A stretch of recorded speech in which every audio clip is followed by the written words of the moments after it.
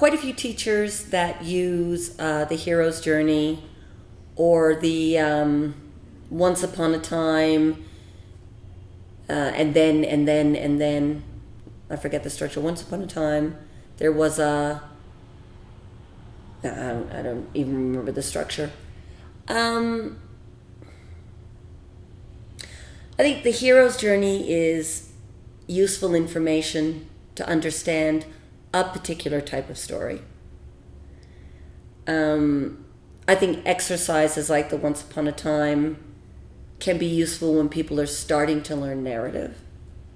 The who, what, where is useful for understanding elements that are useful in stories, and some stories require that in different ways. I think anytime you put improvisation into a checklist, you do this, I do this,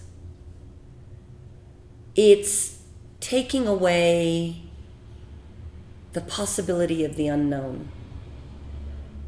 It's removing the opportunity to truly explore and allow.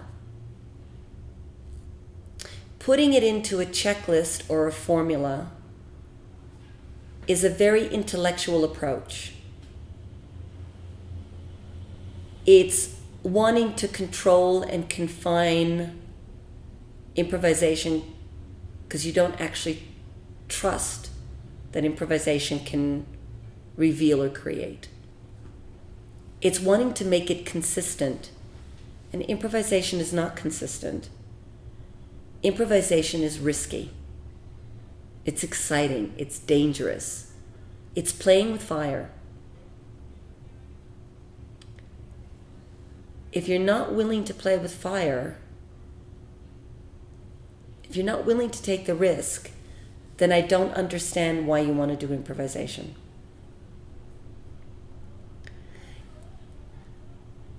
The checklists give people the sense of accomplishment and a routine to follow so that they don't feel that they fail. But at the same time, it removes the possibility for failure. And I don't think you get to truly live in the moment and allow the beast of inspiration to arrive and tickle you if you're not willing to take the risk.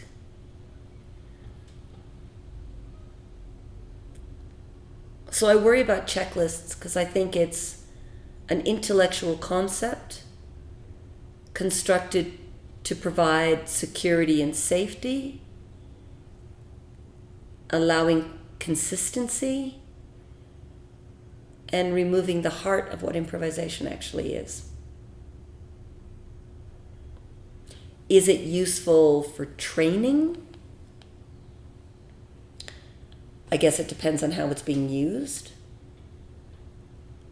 But if you're using it for training because you want your students to feel success and never feel failure, then you're teaching them to feel failure and value success. Where I think we should teach them to value failure and understand success is, you have to define your own success, really. But we have to value failure because that's where we learn. And the more we embrace failure and enjoy failure and improvisation, the more opens up. And failure becomes a gift, not a burden.